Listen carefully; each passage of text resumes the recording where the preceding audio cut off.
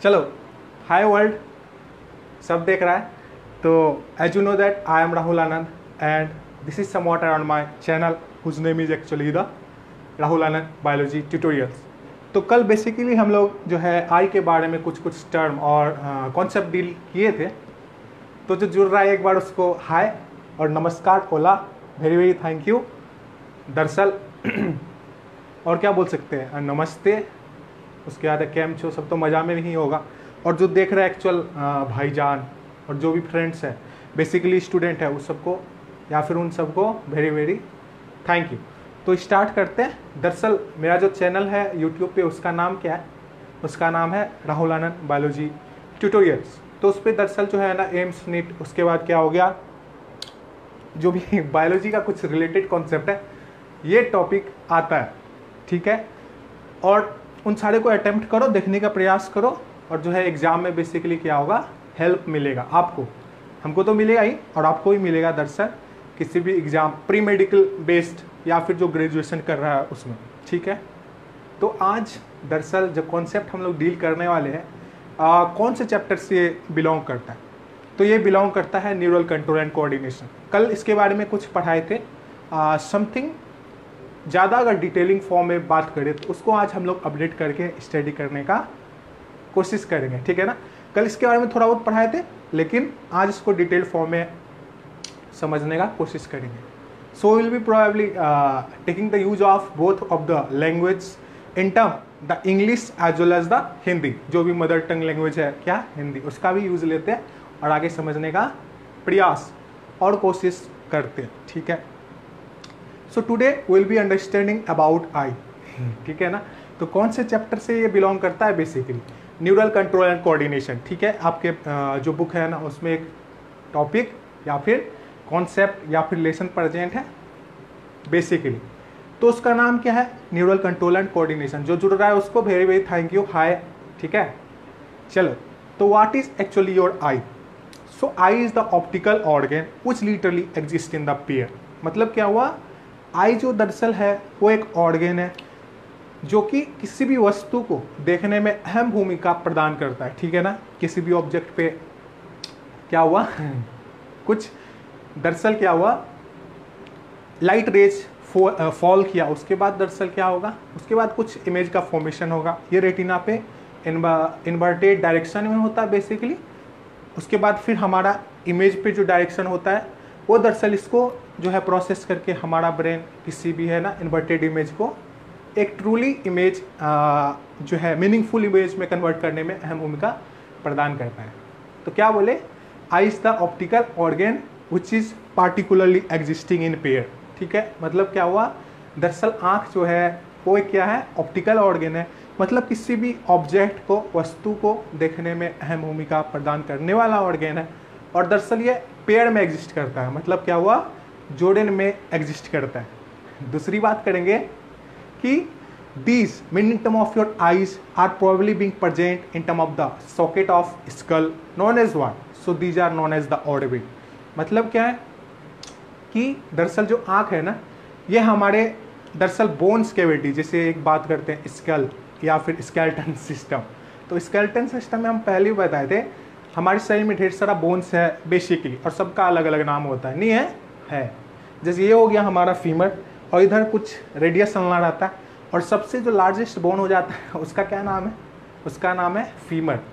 तो उसी तरह हम बताएं कि दरअसल जो हमारा आई है, so eye are those organs which are literally being present in term of what, in term of the socket of skull popularly known as the orbit.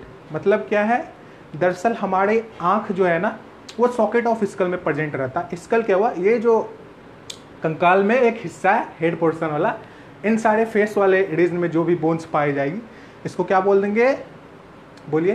तो दरअसल इसको बोल देंगे स्कल, ठीक है ना। और बोन्स भी अलग अलग होता है, क्या है, parietal bone, temporal bone, frontal bone, बाकी ऑक्सीपिटल, ठीक है ना, फीमर, हीमर, रेडियस, अल्ला, सारे को डील करेंगे, ठीक है, स्केलेटल सिस्टम वाले केस में। But your eyes are what, so eye are literally being present in term of the socket of skull which are popularly known as the orbit. तो दरअसल हमारी जो आँख है ये स्कल में एक सॉकेट में प्रेजेंट रहता है, सारे का अंग्रेजी में नाम क्या बोल दिया गया, ऑर्बिट। दूसरी बात करेंगे कि हमारी जो आइज है दरअसल 3 भागों में बटी हुई है। कितने भागों में बटी हुई है, 3 पार्ट्स में लिटरली। तो पहला हम लोग का क्या हो जाता है, स्केलरा, दूसरे को बोल देते हैं कोचरॉइड, ठीक है, लास्ट पोर्शन को बोल देते हैं रेटिना। बात करेंगे what is actually the sclera, ठीक है, क्या बोले, दरअसल हमारी जो आँख है वो 3 पार्ट में बेसिकली डिवाइड किया हुआ है, मतलब बटा हुआ है। एक का नाम क्या होता है, एक का नाम है स्केलरा, दूसरे का नाम है कोचरॉइड, तीसरे का क्या नाम है, तीसरे का नाम है retina. So what are actually your sclera, so sclera is known as the white eye.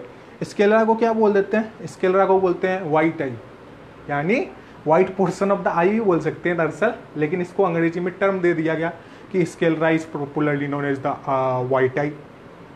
Often your sclera is literally being composed of the dense connective tissue। कौन से टिश्यू से मिलकर ये बना हुआ है दरअसल, डेंस कनेक्टिव टिश्यू। टिश्यू के बारे में पता है ना क्या होता है, दरअसल जो हमारा एक structural functional unit of life है, जिसको अंग्रेजी में क्या बोलते हैं, दरअसल जो हमारा structural and functional unit of life है, इसको अंग्रेजी में सेल बोलते हैं, क्लियर। और जब ये सेल यानी कि कोशिका जब बेसिकली ज्वाइन करता है तो एक स्ट्रक्चरल रिजेम्बलेंस बनाता है, सारे को क्या बोल देते हैं, tissue. When your cell literally combine और either group down, it result in the formation of what, so it result in the formation of tissue. और जो टिश्यू की स्टडी होती है उसको अंग्रेजी में क्या बोलते हैं, histology, the branch of probably science in which we deal about the tissue, it is known as what, so it is known as the histology. Clear हो गया। तो यहाँ पे बात किए कि दरअसल हमारा जो स्केलरा है, जिसको बोलते हैं आउटर मोस्ट पोर्शन ऑफ आई, मतलब वो आँख का जो बाहरी हिस्सा है ना, प्रोबेबली आउटर मोस्ट पार्ट, सारे को क्या बोल देंगे, सारे को बोलेंगे sclera. And these sclera are being composed of the dense connective tissue. किन चीज़ों से मिलकर बनाए ये, दरअसल डेंस कनेक्टिव टिश्यू। जो जुड़ रहा है उसको हाय, ठीक है, समझने की कोशिश करना, जो है एक बायोलॉजी का टर्म कॉन्सेप्ट बता रहे हैं। Basically belonging from neural control coordination chapter, सारे को इंग्लिश में बता सकते हैं, लेकिन हमको नहीं लगता सारे को इंग्लिश में ढंग से समझ में आएगा, ठीक है, तो हिंदी में तोड़ तोड़ के बताते हैं आपकी सहूलियत के लिए। So what are actually the sclera, sclera is basically being composed of the dense connective tissue. Often sclera is known as what? Sclera is known as the outermost portion of the eye, as well as sclera is known as the white eye, as well as the portion of the eye which is literally containing the white components are often popularly known as nothing else but your sclera only। मतलब क्या हुआ, आँख का वो सारा हिस्सा जिनमें white colour का कंपोजिशन या फिर स्ट्रक्चरल रिजेम्बलेंस या फिर डायग्रामेटिक वैल्यू पाया जाएगा, सारे को क्या बोलेंगे, सारे को अंग्रेजी में बोल देना है स्केलरा, ठीक है। दूसरा है हम लोग का कोचरॉइड। तो कोचरॉइड को क्या बोलते हैं, पहले ही बताएं कि sclera is the outer most portion of your eye and then we are having the sclera. तो स्केलरा को क्या बोल सकते हैं, sclera is the next portion with reference to what, with reference to your the cochroid। So cochroid is basically the second portion with reference to your sclera। मतलब क्या हुआ, आँख का दरअसल 3 भाग है और पहले भाग को बोल देते हैं हम लोग स्केलरा, और इसके जो नेक्स्ट भाग में कोई स्ट्रक्चरल रिजेम्बलेंस प्रेजेंट है आँख का पार्ट का, सारे को अंग्रेजी में क्या बोलेंगे, सारे को अंग्रेजी में बोल देना है choroid. Fine. And these choroid are having what, so these choroid are basically having the numerous of the blood vessels. कहने का क्या मतलब है कहने का मतलब है कि दरअसल जब कोचरॉइड है ना, इन सारे के पास में ढेर सारा ब्लड वेसल्स होता है, मतलब ढेर सारा वेन्स होगा दरअसल, या फिर जो हम लोग आर्टरीज वेन्स के चैप्टर में जानते हैं ना, कुछ कुछ डीऑक्सीजनेटेड ब्लड के रिदमेटिक फ्लो में हेल्प करता है, कुछ डीऑक्सीजनेटेड ब्लड मतलब जिन खून में कार्बन डाइऑक्साइड रहते हैं उन खून को ट्रांसपोर्ट करने में मदद करता है। यहाँ 2 मैकेनिज्म का काम करता है, एक है आर्टरीज का, दूसरा किसका काम, दूसरा है अपना वेन का। तो बेसिकली इनका काम जो है ब्लड ट्रांसपोर्टेशन मैकेनिज्म का है। लेकिन जब यहाँ बात की कि what are actually the choroid, so choroid are those literally part with reference to our optical organ means the eye, which is being present in term of the next part of your sclera। तो वो सारा भाग, वो सारा आई का portion जो just beneath या फिर नेक्स्ट पोर्शन स्केलरा के बगल में रहेगा, उन सारे को अंग्रेजी में क्या बोल देना है? उन सारे को अंग्रेजी में हम लोग बोलेंगे कोचरोइड। उन सारे को अंग्रेजी में क्या बोलना है? उन सारे को बोलना है अंग्रेजी में choroid. Fine. So your choroid are probably having the numerous of the blood vessels playing important role to provide what? To provide the energy as well as the nutrition with reference to what? With reference to your retina as well as the other components of the eye। तो क्या बताएं कि दरअसल जो sclera है it is playing an important role for what? Your sclera is having the numerous of the blood vessels।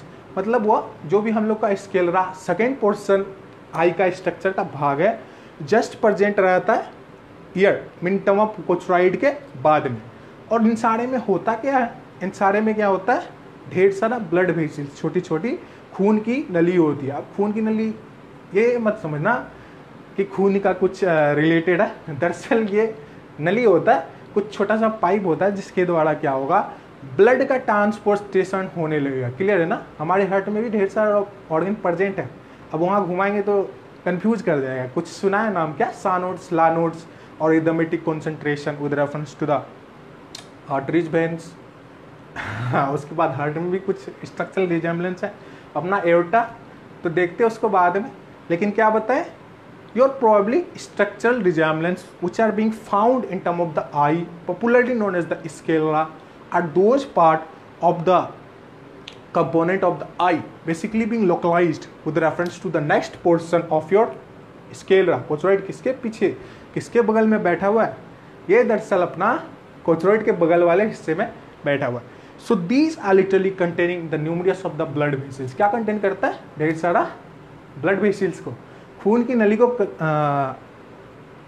Contain करता है। और आगे ये हेल्प कर देगा किसमें? To providing the nutrition and another useful substances or either the nourishment with reference to what? So these cochroid is playing a influential role in order for providing the nourishment as well as the nutrition with reference to your retina as well as the other tissue। ठीक है ना? अब जब बात करते हैं nutrition की या फिर नरिशमेंट की, नरिशमेंट का मतलब सबको समझ में आया, जो लाड़ प्यार है इन ऑर्गन को पहुंचाने का काम करता है। नरिशमेंट का मतलब हो गया एक तरह से देखभाल पहुंचाने का काम करता है। और न्यूट्रिशन के बारे में ज़्यादा नहीं बताना, क्यों? क्योंकि वाटर एक्चुअली न्यूट्रिशन, तो न्यूट्रिशन पोषक तत्वों को कहते हैं। जैसे हमारे शरीर में रहता है मैक्रो न्यूट्रिशन और माइक्रो न्यूट्रिशन। ठीक है ना? प्लांट है, प्लांट को बेसिकली ग्रो करने, मान चलो ये प्लांट है ना, इसको ग्रो करने के लिए कुछ कुछ पोषक तत्व की रिक्वायरमेंट होती है। तो क्या करेंगे? उन पोषक तत्वों को फर्टिलाइजर और मेन्यूर में प्लांट कर देंगे। क्लियर? फर्टिलाइजर और मेन्यूर में प्लांट करने के बाद हुआ क्या? इन प्लांट को हेल्थी लाइफ स्पेन प्रोवाइड कराई जाएगी ताकि जो यील्ड करेगा ना, यील्ड का मतलब पैदावार, ये प्लांट करेगा। मान चलो ये क्रॉप है, जैसे फसल वसल है, वो क्या होगा? मैक्सिमम हो जाएगा, उच्च दर्जे का फसल इनसे उगेगा। क्लियर? तो जब बात करेंगे water actually nutrition, so nutrition are those components which are playing important role as well as their requirement are literally essential for the highly defined growth as well as the life span with reference to our body। मतलब क्या हुआ? जैसे पौधा ही है, उसको क्या होगा? Nutrition की जरूरत होगी ताकि वो अपने ज़िंदगी को अच्छे से व्यतीत कर सके, और इसके शरीर में ढेर सारी केमिकल कंपोनेंट की भी रिक्वायरमेंट होती है। नहीं सुना है नाम क्या? जैसे हो गया phosphorus, sulphur, chlorine, bromine, iodine, basically molybdenum भी होता है, कॉपर, मैग्नीज, ये सारा न्यूट्रिशन है। आगे चल के दो भागों में बंटता है जिसका नाम हो जाता है मैक्रो न्यूट्रिशन, एक का नाम हो जाता है बाबू माइक्रो न्यूट्रिशन। बाबू बोल सकते हैं या फिर जो देख रहा है सारे को फ्रेंड बोल सकते हैं। ठीक है ना? और पता चला है कोई टीचर भी देखते तो उन सर को भी हाय और थैंक यू देखने के लिए पता चलता है मेरे को, जो भी सर देख रहे हैं, ऐसा नहीं है। और जो स्टूडेंट देख रहा है उसको तो बहुत ज़्यादा धन्यवाद। तो क्या बताएं कि दरअसल न्यूट्रिशन भी दो भागों में बटा हुआ है, एक है माइक्रो न्यूट्रिशन, दूसरा क्या है? Macro nutrition. तो दरअसल कोचरोइड वैसा भाग है जिसमें ढेर सारा ब्लड वेसल्स प्रेजेंट रहता है और इनका काम क्या है, नरिशमेंट और न्यूट्रिशन प्रोवाइड करना। किसको, ये न्यूट्रिशन प्रोवाइड करता है दरअसल, किसको, रेटिना को। And the other tissues with reference to our body. Tissue क्या होता है, जब छोटा छोटा सेल्स, मतलब ऐसा कोशिका जिनमें प्राण एग्जिस्ट करती है, कोई भी जो जिंदगी है ना, उसकी सबसे छोटी इकाई को हम लोग बोलते हैं सेल। और जब वो सेल ज्वाइन कर देता है दरअसल, उसके बाद वो बनाता है किसका फॉर्मेशन, किसका फॉर्मेशन, टिश्यू का। इधर देखना, ये दीवार है, इस दीवार का सबसे छोटा यूनिट अपना ईटा हो जाएगा। अब उधर सेल थ्योरी सब वर्क करता है। 3-4 साइंटिस्ट है ना, रॉबर्ट हुक, रॉबर्ट ब्राउन, स्कैडियर CH1, देखते हैं हम लोग धीरे धीरे।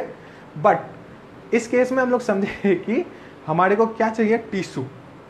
तो टिश्यू को नरिशमेंट, या फिर आई पोर्शन में जो अदर टिश्यू प्रेजेंट है, इन सारे को नरिशमेंट पहुंचाने का काम कौन कर देता है, कोचरोइड नहीं करता, बल्कि हमारा स्केलरा करता है, ठीक है ना। और स्केलरा वैसा भाग है जो कोचरोइड के बगल में होता है या फिर नेक्स्ट पोर्शन में होता है। तीसरा बात कर देते हैं हम लोग रेटिना की, क्लियर है ना।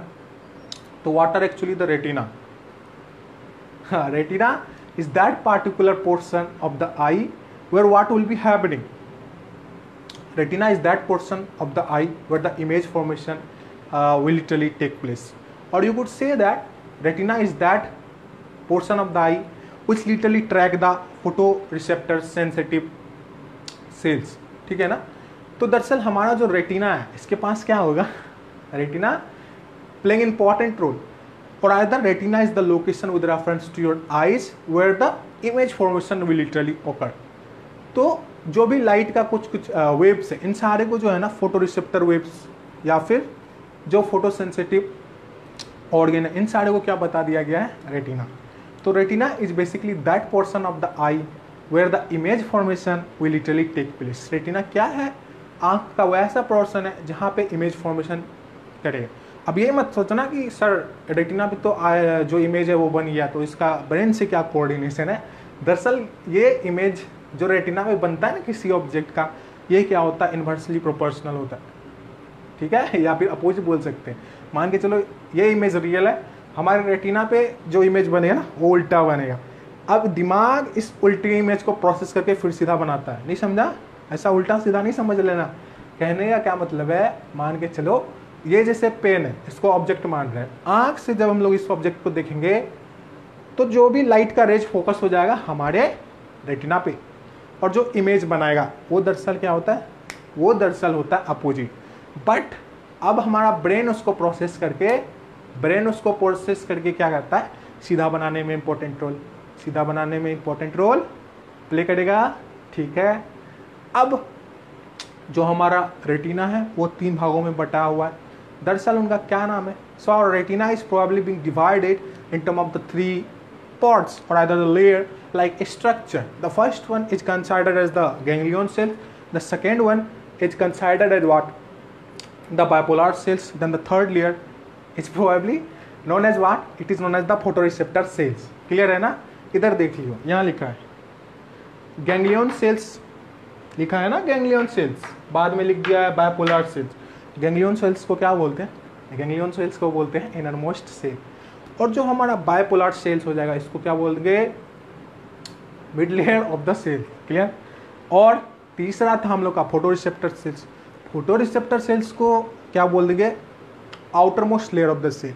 और ये जो 3 पार्ट है, मतलब ganglion cells basically, photoreceptor cells, और ये बीच में था तो बायपोलर सेल्स, और लास्ट वाला फोटोरिसेप्टर सेल्स।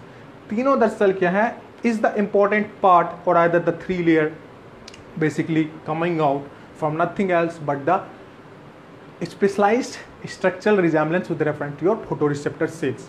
तो हमारा रेटिना भी आगे चल करके 3 भागों में बटा। पहले वाले को क्या बोले थे, पहले वाले को बोले थे गैंग्लियन सेल्स जो कि इनरमोस्ट सेल है। दूसरा क्या है, दूसरा है बायपोलर सेल्स जो कि मिडिल सेल है। तीसरा क्या है, फोटोरिसेप्टर सेल्स, ठीक है ना। अब ये फोटोरिसेप्टर सेल्स भी आगे चल के 2 भागों में बटा है। देखो पूरा इंग्लिश बोल सकते हैं, talking in Hindi language is just for making you explain more concepts, okay fine. तो जो हिंदी में बता रहा हूँ ये आपको समझाने के लिए, पूरा इंग्लिश में बोल सकते हो, उसमें दिक्कत नहीं है, ठीक है। तो दरअसल what is photoreceptor sales, photoreceptor sales is the particular part with reference to your retina, and eye is having the probably retina part which is being divided into the three structural resemblance, ठीक है ना। तो first resemblance जो है वो क्या है, ganglion cells का। मिडिल रिजेम्बलेंस है बाइपोलर सेल्स का। तीसरा अपना क्या है, तीसरा हम लोग का फोटो रिसेप्टर सेल। आगे चल के दो भागों में बटा है, एक का नाम है रॉड सेल्स, दूसरे का नाम है कोन सेल्स। क्या बताएं, एक का नाम है रॉड सेल्स, दूसरे का क्या नाम है, दूसरे का नाम है कोन सेल्स। अब बात करेंगे what are actually the rod cells. देख रहा है उसको, धन्यवाद, ठीक है ना। तो what are actually the rod cells, किसी को पता है क्या रॉड सेल्स क्या होता है? तो rod cells are playing important role as well as providing our eye the what, nothing else but the twilight vision. मतलब क्या हुआ, आँख का वो पर्सन जो दरअसल हमें दिन की रोशनी में भी किसी ऑब्जेक्ट को ढंग से देखने में मदद कर देगा और रात में भी देखने में अच्छे से मदद कर देगा, उसको क्या बोल देंगे, क्या बोलेंगे, rod cells. So rod cells are particularly basically those part with reference to what? With reference to our here in terms of photoreceptor cells, fine, which is playing important role to make us enable watching any object in term of the day environment or either in term of the dim light environment. मतलब क्या हुआ, ये हमें दिन की रोशनी में भी किसी भी ऑब्जेक्ट को ढंग से देखने में मदद करेगा और रात की रोशनी में भी ढंग से देखने में मदद कर देगा, ठीक है ना। दूसरा क्या हो जाता है हम लोग का, दूसरा हो जाता है हम लोग का cone cells. So what are actually the cone cells? So cone cells are probably known as the phototropic light vision. मतलब क्या हुआ, ये दरअसल में धूप की रोशनी में, ठीक है, ढंग से देखने में मदद करे। देखो हालांकि दोनों देखने में मदद करता है, लेकिन यहाँ एक टर्म देके दोनों को डिफर कर दिया गया कि जो बेसिक रोल है ना आई का, जिसमें हमारे पास है रोड सेल्स और कोन सेल्स, दोनों पार्ट हो जाता है किसका, दोनों पार्ट हो जाता है या mid of the photo receptor cells, किसका पार्ट है, रेटिना का। तो इनमें जो कोन सेल्स है बेसिकली वो हमें डे लाइट विजन में यानी फोटोट्रॉपिक लाइट विजन में देखने को हेल्प करता है। बट जो हम लोग का ये है ना, क्या इधर कोन सेल्स, वो डे लाइट विजन में देखने को मदद करेगा। बट जो हम लोग के शरीर में रॉड सेल्स है आई में, ये बेसिकली माना गया है टू लाइट विजन। मतलब क्या हुआ, किसी भी ऑब्जेक्ट को ढंग से दिन में भी देखने में हेल्प कर देता है, रात में भी ढंग से देखते हैं, किसकी मदद से, किस बेसिकली इन रॉड सेल्स की मदद से। क्लियर। अब आगे आते हैं, बहुत सारा और भी अदर पार्ट हमारी इस स्ट्रक्चरल रिजेम्बलेंस में पाया जाता है, जिसका नाम क्या है, जिसका नाम है इधर कोचरोइड, ठीक है। So what are actually the choroid? Choroid क्या होता है? Choroid is the transparent portion, और you could say that choroid is the transparent anterior portion probably which is having the lack of blood vessels. Find here. ये जो अपना choroid है ना बाबू, ये कोचरोइड जो देख रहा है उसको बाबू बोल सकते हैं, यहाँ पे भैया भी बोल सकते हैं, कोई टीचर देख रहा है तो उसको धन्यवाद समझने की आप लोग भी कोशिश कर सकते हैं, ठीक है। ये जो अपना कोचरोइड है ना, basically what are choroid? So choroid are probably the transparent anterior portion of the eye which is literally having the lack of the blood vessels. ये जो अपना कोचरोइड है ना, इन सारे में ब्लड वेसल्स, मान चलो इधर लिख दिया पोर्शन बना के, तो आँख वाले स्ट्रक्चर में ये जो लिस्ट है, इधर में ब्लड वेसल्स का रिजेम्बलेंस नहीं होगा। क्या होगा, इधर खून की नली ज़्यादा से ज़्यादा नहीं पाई जाएगी, क्योंकि ये किसका इलाका है भाई, ये इलाका है कोचरोइड का, ठीक है। कोचरोइड are probably being formed by the help of what organ? तो coracoid could be said that कोचरोइड are the anterior portion with reference to what? With reference to nothing else but your sclera. मतलब क्या हुआ, sclera का जो anterior portion है ना, sclera का जो अंदर वाला भाग है, उसी को कोचरोइड बोल रहे हैं, नहीं बोल रहे। इधर देखियो, ये अपना कोचरोइड है, इधर स्केलरा है। इधर देखो ना, ऊपर से एक ग्राफ गया है बाहर से, उसके अंदर वाला जो कवच है, दरअसल लाइन है, उसी का नाम तो क्या है, उसी का नाम तो है अपना कोचरोइड, नहीं है, ये कोचरोइड है ना। इधर कोचरोइड देख लो, अंदर का डायग्राम, बट स्केलरा उसके बाहर का diagram. So what are actually the choroid? So choroid are the anterior portion और either choroid are the anterior part with reference being present towards the in term of the anterior level towards what with reference to the sclera. बिल्कुल यहाँ भी लिखा हुआ है वही बात. और जब बात किए थे हम लोग कि दरअसल कोचरोइड क्या है, तो choroid are nothing else but the transparent anterior portion of the eye which is literally having the lack of blood vessels. मतलब भैया इधर ब्लड वेसिल्स जो है ना, खून की नली ज़्यादा से ज़्यादा नहीं पाई जाएगी. किन रीजन में? दरअसल ये कोचरोइड वाली रीजन में. और कोचरोइड को क्या बोल सकते हैं? कोचरोइड को बोल सकते हैं choroid are the thin membrane through is the light membrane actually parts. ये दरअसल एक पतला सा पर्दे झिल्ली नुमा आकार का वस्तु या फिर पदार्थ है जहाँ से क्या होगा, कुछ अमाउंट में रोशनी पास कर जाएगी. क्या बताएं कि nothing but your here in terms of what cochroid are the organ which is probably being composed of being made up of the thin membrane through is the fine amount of literally light could literally pass. तो इनसे जो है ना रोशनी ढंग से पास कर जाती है, जो भी बाहर से हम लोग का इमेज फॉर्मेशन के रेशियो में कोई लाइट इंटर कर रहा है हमारे आँख में. क्लियर? अब एक चीज़ बोला गया है, क्या बोला गया है कि choroid are literally bulged outward. क्या बोले?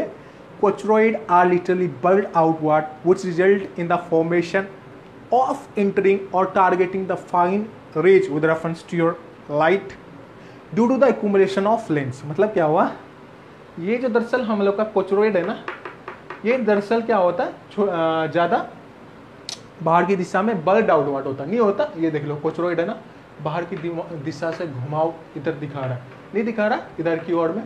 तो कोचरोइड को क्या बोल दिया? कोचरोइड आर लिटरली बल्ड आउटवर्ड. मतलब कोचरोइड जो है ना हल्का, जैसे किसी इंसान का पेट फुला हुआ रहता है. मेरा नहीं निकला पेट, देखने की कोशिश करेगा कैमरा में, जो भी भाई सिस्टर है नहीं दिखेगा, ठीक है. स्टोमक है ही नहीं, पतला दुबला. ओके, तो इधर जो अपना ये है ना कोचरोइड, दरअसल क्या होता है, कोचरोइड are little bulged outward as well as these are playing important role for particularly targeting as well as helping the light rays to literally fall जो है ना important portion से, as well as we do find in these rays the particularly accumulation of the lens. मतलब हुआ कोचरोइड is that organ which are particularly bulged outward, and by this bulging outward mechanism the light rays could literally fall into the, or either the light rays could literally fall into this region of the cochroid nicely, as well as we do find here the accommodants with reference to the lens. मतलब जो lens है ना अपना eye lens, ये कुछ तालमेल करता है इस कोचरोइड के साथ में. क्या बताए? ये लेंस कुछ तालमेल करता है कोचरोइड के साथ में, playing important role to provide the task course of the vision. किसी चीज़ को वस्तु में देखने में मदद करता है, ठीक है ना. जैसे हम लोग बोल सकते हैं एक सेल है, और सेल एक जिंदा चीज़ है, ठीक है, छोटा सा यूनिट है किसी भी जिंदगी का. मान चलो ये पेन है, इसके अंदर में लाइफ आई नहीं आएगी, जो है ये प्लास्टिक से बना हुआ है, लेकिन अगर इसमें आ गई, ये छोटा सा यूनिट होगा, उसमें भी छोटा सा ब्रेन होना चाहिए ना. नहीं होता है? क्या होता है? जैसे हमारा सेल है ना शरीर में, कोशिका, तो उसमें एक पार्ट है जिसका नाम है न्यूक्लियस. क्या नाम है उसका? नाम है nucleus. Basically nucleus is known as the brain of cell. मतलब क्या हुआ कि न्यूक्लियस में क्या होता है? खोपड़ी होता है, दिमाग होता है. जैसे हमारे पास है ना ब्रेन, बिल्कुल उसी तरीक़े से. आगे बढ़ जाते हैं. So we understand what are actually the choroid. Fine. अब दूसरी बात कर लेंगे हम लोग. नेक्स्ट पोर्शन क्या है? नेक्स्ट पोर्शन होता है सिलियरी बॉडी. ये देख लेना आपका सिलियरी बॉडी होगा, नहीं ये लिखा हुआ है. क्या है? Ciliary body. ठीक है. तो ciliary body are being composed और either made up of the ciliary muscles और either what or either the other muscles. It is do having the numerous of the blood vessels as well as literally playing important role for the formation of the ciliary body. तो इस ciliary body में दरअसल होगा क्या? इस ciliary body में दरअसल resemblance होता है सिलियरी मसल्स का और भी अदर ब्लड वेसल्स, ठीक है ना, खून की कुछ पतली नली रहते हैं वहाँ पे. और दरअसल ये इंपॉर्टेंट रोल प्ले करता है किसके फॉर्मेशन में? ये इंपॉर्टेंट रोल प्ले करता है for forming the ciliary body structural resemblance. We could also say that the curvature of the eyelids are literally being changed by the help of ciliary muscles.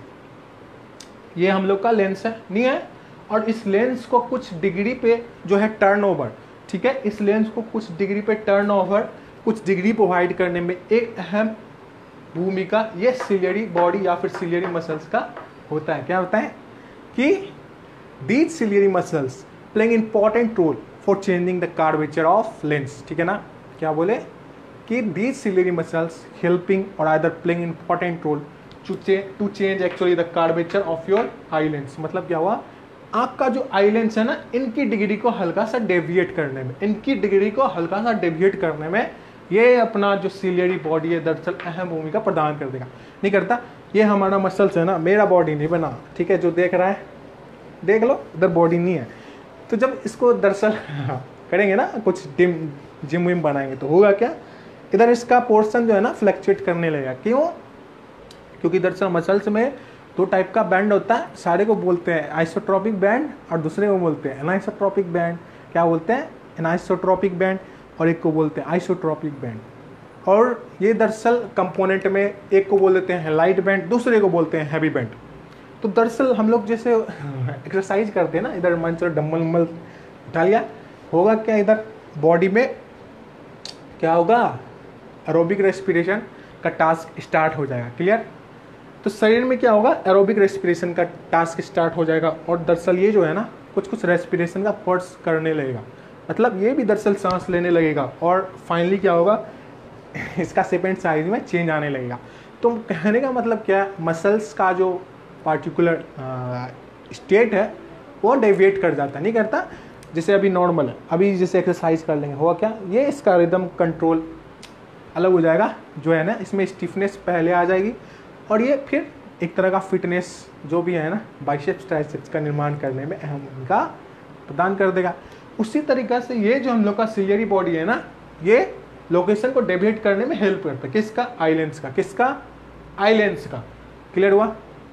अब ठीक है, जो सुन रहा है उसको एक बार फिर से हाय, ठीक है, सब अलग टाइम में जुटता है, पता है, कुछ टीचर देख रहा है उनको भी धन्यवाद, कुछ स्टूडेंट देख रहा है उसको तो मोस्ट वेलकम। ठीक है, तो क्या बताए, ciliary body do helping in order for changing the curvature of eye lens. आँख का जो लेंस है ना उसका कर्वेचर मतलब हुआ इस लेंस को कुछ डिग्री पर डेविएट करने में ये अपना सिलियरी बॉडी अहम भूमिका, अहम इंपॉर्टेंट मैकेनिज्म प्रोवाइड करेगा।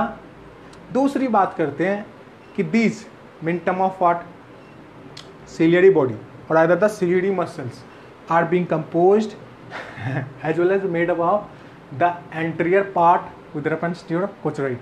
तो कहने का क्या मतलब है, जो कोचरॉइड का दरअसल कुछ भाग है ना, ये इंपॉर्टेंट रोल प्ले करता है किसके फॉर्मेशन में, जो कोचरॉइड का कुछ भाग है ये दरअसल इंपॉर्टेंट रोल प्ले करेगा दरअसल किसके फॉर्म में, इन सिलियरी बॉडी या फिर सिलियरी मसल्स के फॉर्म में। ये जो हम लोग को दिख रहा है इधर सिलियरी बॉडी, इसके फॉर्मेशन में जो है कोचरॉइड अहम भूमिका प्रदान करता है। पहले भी बताएं what are actually the choroid. तो कोचरॉइड क्या है, choroid is the second important most portion with reference to your eye structure. Sclera के बगल में जो हिस्सा पाया जाता है आँख का, स्केलरा के बगल में जो आई का स्ट्रक्चर पाया जाता है उनको अंग्रेजी में क्या बोलते हैं, उनको अंग्रेजी में बोलते हैं sclera. And these sclera are having the numerous of the blood vessels do playing a favourable role in order for what, in order for providing the nourishment with reference to the retina as well as the other parts. Clear? तो ये पोषक तत्व पहुँचाने का दरअसल mechanism में help करता है। तीसरा है हम लोग का आइरिस। तो water iris, iris is the dark muscular diaphragm which control the size of the प्यूपिल। तो दरअसल आइरिस जो है वो क्या है, iris is the dark muscular diaphragm, मतलब कुछ जो है डार्क नुमा स्ट्रक्चर, मसल्स का लूथरा, मतलब वह मांस का पेशी का लूथरा लाइक स्ट्रक्चर है जो कि हमारे प्यूपल की साइज को कंट्रोल करने में अहम भूमिका प्रदान करता है। इधर भी लिखा हुआ होगा इधर। और जब बोलते हैं ना आइरिस, तो iris is actually the opaque structure. क्या है iris? Iris is the opaque structure through is the light could literally pass. क्या बोले, eyes is the particular opaque structure through is the fine amount of the light rays और either the रोशनी could part. ठीक है, अब आगे बढ़ जाते हैं। These mean term of what? Mean term of the subsidiary ligament combined with nothing else but your ciliary body in order for forming what? In order for forming and adjusting the position of lens. तो जो दरअसल हम लोग का subsidiary ligament है ना, ये combine करता है दूसरे ऑर्गन किसके साथ, जो सब्सिडरी लिगामेंट है ये कंबाइन कर जाएगा इन सिलेरी बॉडी के साथ। दरअसल ये हेल्प कर देता है for positioning the shape and size of your lens. ये जो लेंस है ना, इसके शेप एंड साइज को पोजिशन करने में सब्सिडरी लिगामेंट और ये सिलेरी बॉडी कंबाइन करता है, ताकि इस लेंस का पोजिशन को डायरेक्टली हम लोग जो है एडजस्ट कर सकें। And when we talk what are actually the image which are literally being formed with reference here, so here the real and inverted image will be formed in term of your lens. Fine here, ये देख लो, the real and inverted image will be formed on the lens. तो आँख का जो lens है ना, वहाँ क्या होगा, रियल और इन्वर्टेड इमेज का दरअसल फॉर्मेशन होने लगेगा। Further your eye ball do divides in term of the two broad structural resemblance, these are known as the anterior aqueous as well as the posterior vitreous. मतलब क्या हुआ कि आंख में जो कुछ चैम्बर का स्ट्रक्चर पाया जाता है, ये भी आगे चल करके, या फिर आई बॉल में कुछ स्ट्रक्चरल रिजेम्बलेंस पाया जाता है, ये भी आगे चल करके दो भागों में बटा, एक का नाम है एंटीरियर एक्वस, दूसरे का नाम है पोस्टीरियर विट्रियस। जब बात करेंगे what are actually the anterior aqueous, so anterior aqueous is playing important role for particularly maintaining the amount of the water as well as the fluid moisture literally being present in term of the eye structure, as well as we could also say that the particular fluid like watery like resemblance which are literally being present in term within the portion of your which structure, nothing else but your here meant of the lens and retina are probably known as what. So these are known as nothing else but your aqueous humor, ठीक है। तो दरअसल cornea और lens के बीच में जो भी एक फ्लूइड लाइक रिजेम्बलेंस पाया जाएगा ना, उन सारे को हम लोग क्या बोल देते हैं, कॉर्निया और लेंस के बीच में जो भी तरल पदार्थ, पानी नुमा पदार्थ दरअसल पाया जाएगा, इनको बोल दिया जाता है एक्वस ह्यूमर। इधर पानी नुमा स्ट्रक्चर नहीं बनाए, लेकिन होगा क्या, दरअसल वो होगा एक्वस ह्यूमर। ये जो कॉर्निया है ना और लेंस, इन दोनों के बीच में तरल पदार्थ इधर पाया जाता है, उनको क्या बोलते हैं, एक्वस ह्यूमर, ठीक है। और this playing important role for maintaining the water और other the here mean down the aqueous balance, ठीक है ना, एक्वस प्रेशर बैलेंस। जो हम लोग का आई है उसके अंदर में भी कुछ टाइप ऑफ प्रेशर बनता है, जैसे मान चलो हम लोग दौड़ते हैं तो हमारे शरीर में भी कुछ मैकेनिज्म काम करता है, उसी तरह इनके शरीर में भी कुछ लिक्विड फ्लूइड एडजस्टिंग मैकेनिज्म होता है। जिस तरह से हम लोग के जो सीट होते हैं बाइक के या फिर व्हीकल्स के, उनमें स्प्रिंग लगा हुआ है, उसी तरह से इनके बीच में क्या होता है, दरअसल कुछ फ्लूइड सब्सटेंस पाया जाता है। ये क्या हेल्प करेगा, दरअसल प्रोवाइडिंग द वाटर बैलेंस और आदर द जो भी आँख में कुछ स्ट्रेस बनता है ना प्रेशर के हिसाब से, उनको कम करने में। Second is our vitreous humour, so the probably fine type of the space which are being accompanied by the here meant of the vitreous humor. So you could say that the probably structural resemblance or either the fluid structural resemblance which are being present in term of what, in term of your lens and retina portion are being tracked out with reference to the portion or either the part which is known as the vitreous humor. Okay, so कहने का मतलब क्या है, जो दरअसल part या फिर portion किन किन बीच में रहेगा, लेंस और रेटिना के बीच में जो खाली स्पेस रहता है, उन खाली स्पेस का पार्ट दरअसल किसी फ्लूइड लाइक सब्सटेंस से भरा जाता है, इनका नाम है विट्रियस ह्यूमर। क्या नाम है, विट्रियस ह्यूमर, ठीक है। इधर देख लेना, स्पेशलाइज्ड खाली जगह, स्पेशलाइज्ड खाली जगह जो कि लेंस के रेटिना के बीच में पाया जाता है। और ये दरअसल क्या होगा, ट्रांसपेरेंट जेली लाइक फ्लूइड हो जाएगा। क्या होगा, ट्रांसपेरेंट जेली लाइक फ्लूइड, ठीक है। आँख को नरिशमेंट प्रोवाइड करने में भी हेल्प करेगा। कौन सा चीज़, ये अपना विट्रियस ह्यूमर। लेकिन ये क्या है, कुछ चिपचिपा जेली लाइक पदार्थ है, बिल्कुल। उसके बाद है अपना optical fibre. So your optical fibre do playing the favourable role in order for what, for providing the electrical impulses with reference to the brain. तो जो दरअसल हमारे शरीर में आँख है, उनमें कुछ ऑप्टिकल फाइबर का रिजेम्बलेंस है। दरअसल these playing important role for doing actually what, for actually providing the electrical signals और आइदर द मैसेज और either the stimuli responses with reference to your brain. ये देख लो, इधर लिखा हुआ होगा, optical nerves responsible for sending the electrical signals with reference to your brain. तो ऑप्टिकल नर्व्स दरअसल क्या करेगा, इलेक्ट्रिकल सिग्नल्स को भेजने का काम करता है, कहाँ तक, ब्रेन तक। तो ऑप्टिकल नर्व्स दरअसल क्या काम करता है, या फिर ऑप्टिकल ये वाला भाग जो जिसको हम लोग बोल देते हैं nerves, it is playing important role for providing the electrical signals or either the message or either sending the electrical signals with reference to your brain. Now in the final structure we are having the retina. retina के बारे में पहले ही बताया क्या है, retina is that particular portion of the eye where the image formation will literally occur. मतलब retina जो है दरअसल आँख का वो भाग है जहाँ पे इमेज फॉर्मेशन हो जाएगा। दूसरा आगे चल करके 3 भागों में बटा है, एक का नाम है here int of the ganglion cells, दूसरे का नाम है बाइपोलर सेल्स, तीसरे का नाम क्या था, फोटोरिसेप्टर सेल्स।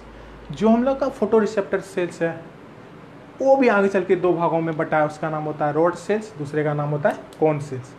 रोड सेल्स को दरअसल हम लोग क्या बोल देते हैं, क्या बोलते हैं, रोड सेल को बोलते हैं here mint of the dual vision. मतलब क्या हुआ, ये दरअसल नो वक्त हम लोग को ढंग से देखने में हेल्प करता है। कौन सा, रॉड सेल्स दरअसल फोटो पीरियोडिज्म इफेक्ट का भाग है।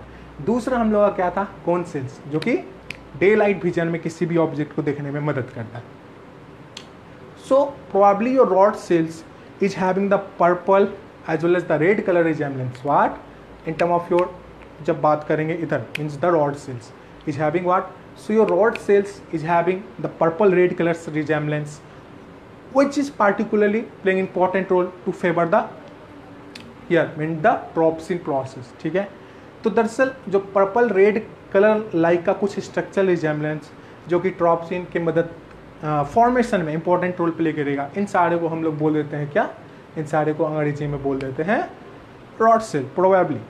And these rod cell are playing important role as well as known to provide the here mean of the daylight vision, okay, as well as the light vision, or you could say that these means in term of what, in term of the rod cells do play an important role to make us visual any object with reference to the dim light। किसी भी वस्तु को दरअसल हम लोग जो है ना अंधेरी रोशनी या फिर कम रोशनी में ढंग से देखते हैं, वो किसकी मदद से देखते हैं, इन रॉड सेल की मदद से। ये देख लो इधर रॉड सेल, इसी रॉड सेल जो कि दरअसल हम लोग का रेटिना का पार्ट है, इसकी मदद से क्या करेंगे, किसी भी ऑब्जेक्ट को डिम लाइट पे हम लोग देखने में सक्षम होते हैं। और दूसरा हम लोग का क्या था, कोन सेल्स। ठीक है,